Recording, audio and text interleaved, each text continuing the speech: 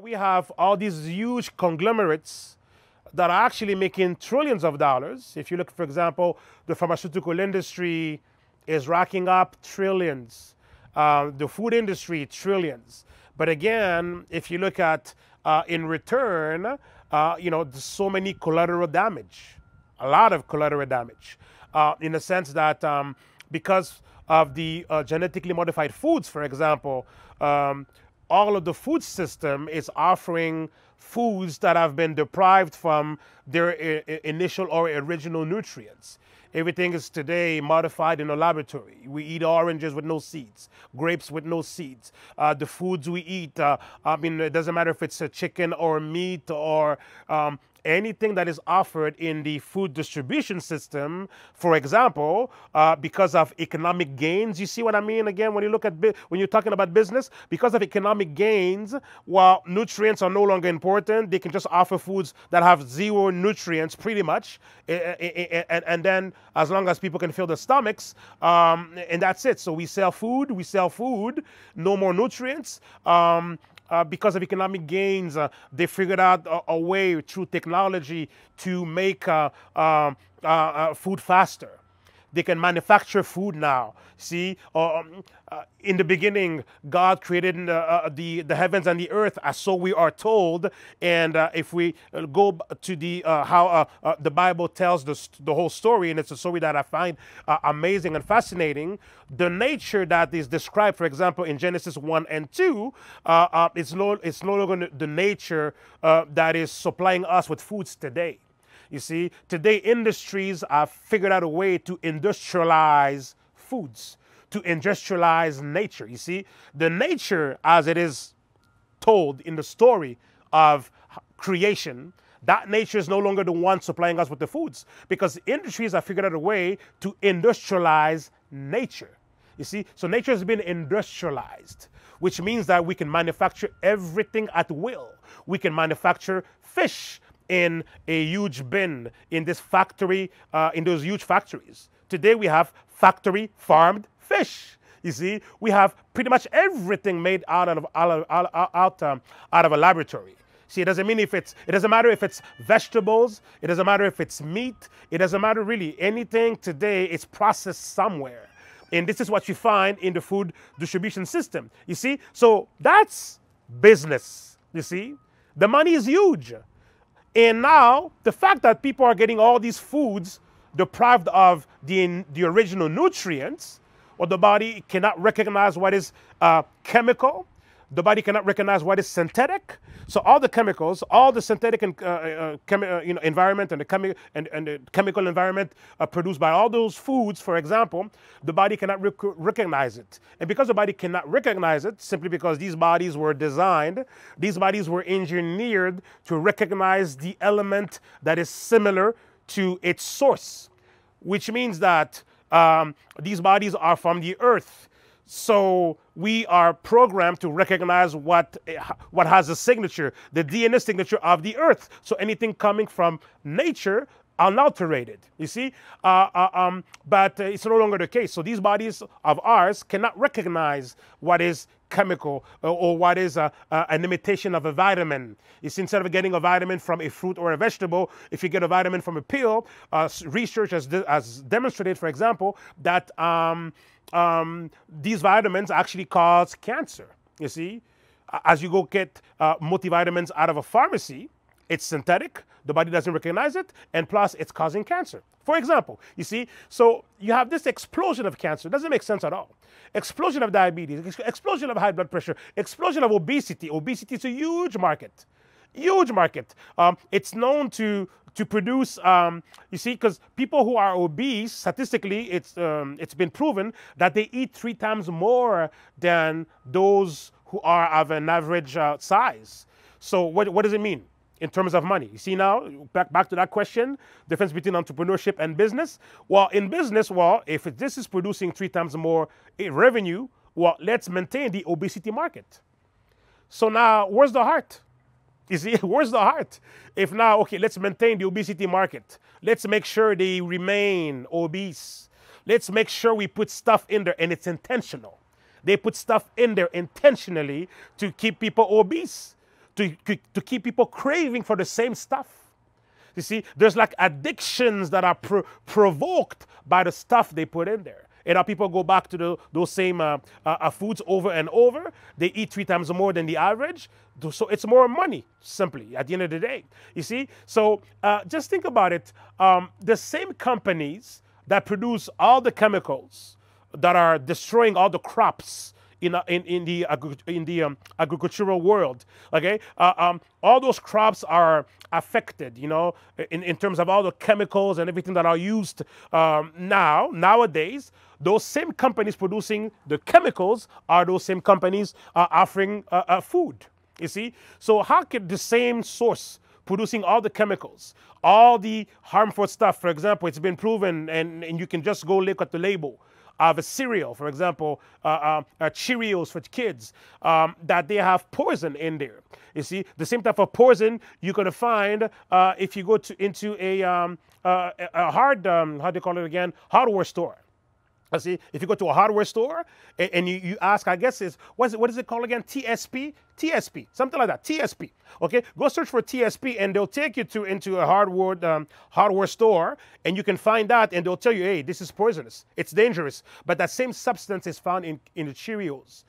I mean, in the cereals for children. So this is where the notion of business, you know, this is as far as I can go in terms of, okay, well, the money is big. You know, we're talking about $6 trillion a year in the food industry, while we also have demographically a decline because life expectancy now is going down. And why am I saying that life expectancy is going down? Well, if you look at Canada, for example, in Canada right now, there are over 539 cases of new cancer daily. You see, and on top of that, over 200 people, actually 214 people, that's the average. And those numbers are even from 4 years ago. I'm giving you numbers from 2015. That 214 people in average that have cancer daily in Canada. Daily, you see. So over 200 died daily. More than 500 people discovered daily they have cancer. You see, so definitely cancer is the #1 killer in a country such as Canada.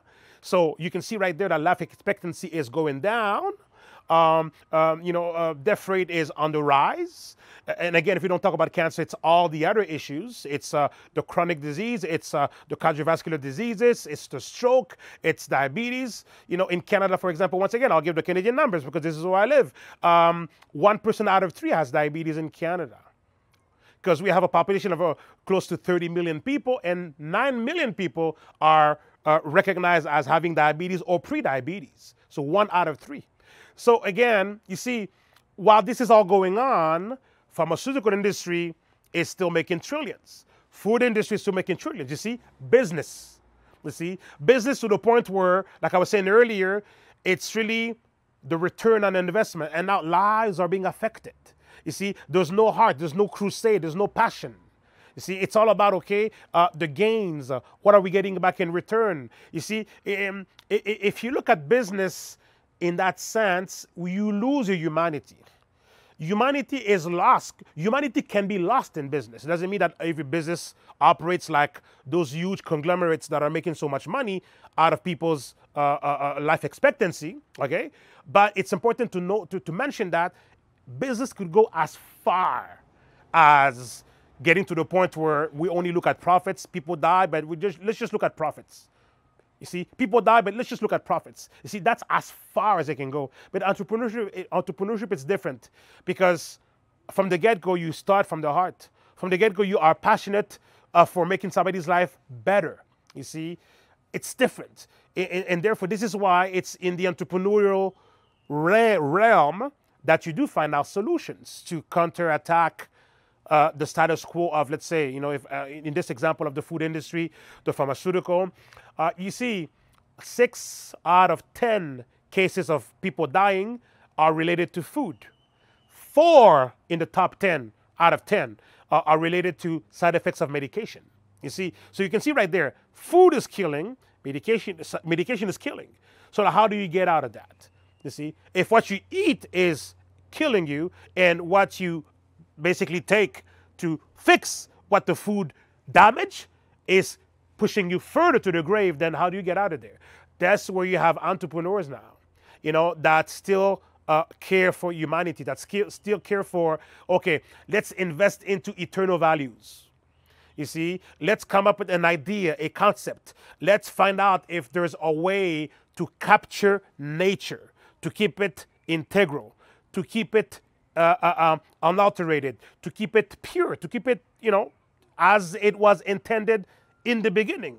You see, and do we have technology? Because, you see, with technology, they figured out a way to, remove all nutrients and make fast food, like a chicken, a baby chicken today, in a matter of days, they become, size of an adult, filled with all the hormones. You see, that's how they've been able to accelerate, just because it's all about how fast they can make money and more money. So it doesn't really matter, how it's done.